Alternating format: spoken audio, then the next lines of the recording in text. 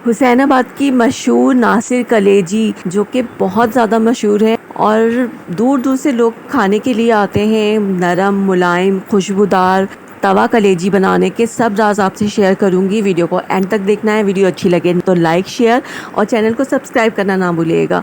अस्सलाम वालेकुम। शुरू अल्लाह के नाम से जो बड़ा मेहरबान और नहायत रहम वाला है। यहाँ पर मैंने लिए आधा किलो मटन की कलेजी, जिसे मैंने छोटे छोटे पीसेस में कटिंग कर लिया है। क्योंकि तवा कलेजी जब हम बनाते हैं ना तो कलेजी को छोटा होना चाहिए बहुत। और इसकी बू ख़त्म करने के लिए मैंने 1 टेबलस्पून लहसुन का पेस्ट इसमें डालकर 10 मिनट के लिए छोड़ दिया था और फिर इसे वॉश कर लिया था अच्छी तरह। अब हम एक तवा लेंगे और इसमें ऐड करेंगे आधा कप ऑयल। ऑयल जब थोड़ा सा गर्म हो जाएगा तो इसमें मैंने 1 टीस्पून ज़ीरा डाल दिया है और लहसुन के मैंने 5 से 6 जवे काट लिए हैं बारीक और वो इसमें डाल देंगे। तो यहाँ पर अदरक लहसुन डालना नहीं है, बस लहसुन में ही हमें इसे पकाना है तो इसकी बू कम्प्लीटली ख़त्म हो जाएगी। इसी तरह से बाहर भी किया जाता है। अब इसमें मैंने कलेजी डाल दी है जिसे मैंने वॉश कर लिया था 2-3 बार। और इसके बाद कलेजी को हमें लो टू मीडियम फ्लेम पर इसी तरह फ्राई करना है जब तक इसका कलर चेंज नहीं हो जाता और इसका पानी ख़त्म नहीं हो जाता। तो यहाँ पर गलती सबसे बड़ी ये होती है कि हम बस कलेजी को फ्राई करते हैं और इसमें मसाले डालकर और इसे पकने के लिए रख देते हैं। ऐसा नहीं करना है। कलेजी को देखें फ्राई करके इसमें से पानी निकलने लगेगा, उस पानी को भी हमें खुश्क करना है। इसी वजह से हमारी कलेजी बाहर की तरह खुशबूदार और जायकेदार नहीं बनती। तो देखें पानी बहुत सारा इसमें से निकल गया है। अब इस पानी को मैं खुश्क करूँगी मीडियम फ्लेम पर और इसके बाद इसमें हमें मसाले डालने हैं। तो यहाँ पर रेगुलर मसाले हैं वही डालेंगे हम और उसी से ही हमारी कलेजी में बहुत अच्छा टेस्ट आएगा। बस तरीका थोड़ा सा चेंज है।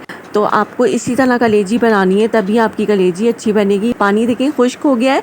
तो अब हम इसमें 2 टमाटर सेंटर में से कट करके डालेंगे और इसके साथ ही इसमें 6 से 7 हरी मिर्चें भी ऐड कर देंगे। मैंने यहाँ सेंटर में टमाटरों को इस तरह से उल्टा करके रख दिया है और हरी मिर्चें भी डाल दी हैं। अब इसमें हम डाल देंगे आधा कप पानी और इसे लो फ्लेम पर हम रख देंगे पकने के लिए। ये तवा मेरा थोड़ा बड़ा था और उनका तवा तो इससे भी बड़ा होता है तो वो ज़्यादा पानी डाल देते हैं। अगर आपकी कलेजी ना गले तो फिर दोबारा से इसमें पानी डाल के रखना है। तो मैंने इसे 2 बार चेक कर लिया था और आधा कप पानी दोबारा से डाल दिया था, यानी इसमें 1 कप पानी गया था।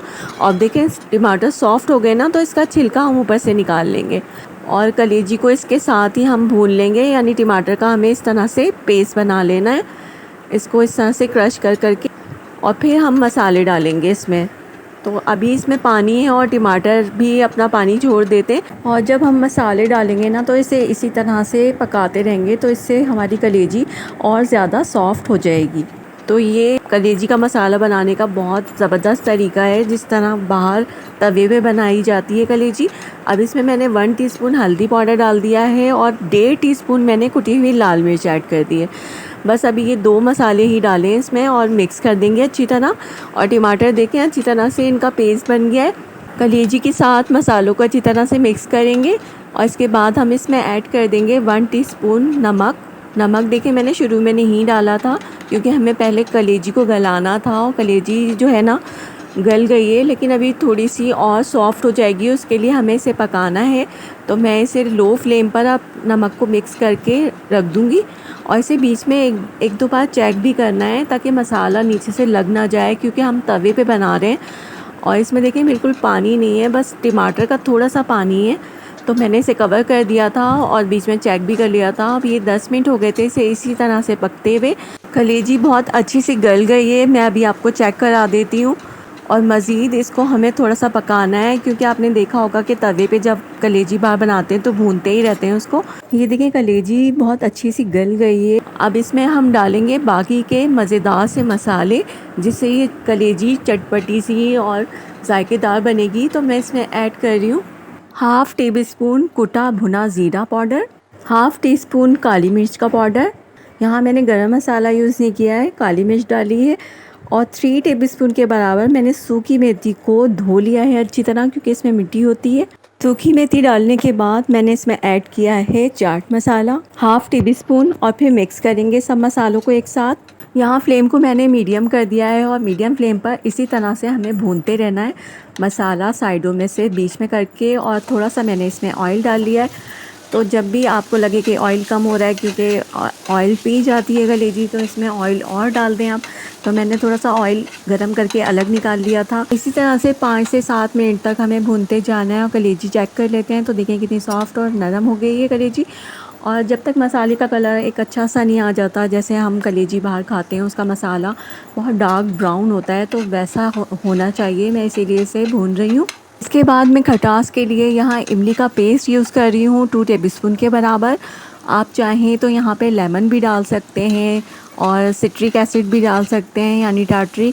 तो इसे डालकर मैं मिक्स करूँगी और इसे ऐसे छोड़ना नहीं है, क्योंकि इमली का पेस्ट हम जब डालते हैं ना तो मसाला नीचे से लग जाता है।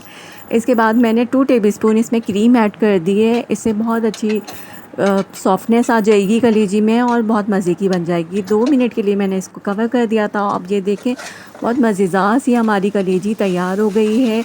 और मसाले का कलर देखें बहुत ज़बरदस्त और लाजवाब आया है और इतनी अच्छी खुशबू आ रही है ना कि बस ऐसा लग रहा है कि बाहर से अभी कलेजी मंगवाइए। तो आप इस रेसिपी को मेरे तरीके से एक बार ज़रूर ट्राई करके देखिएगा।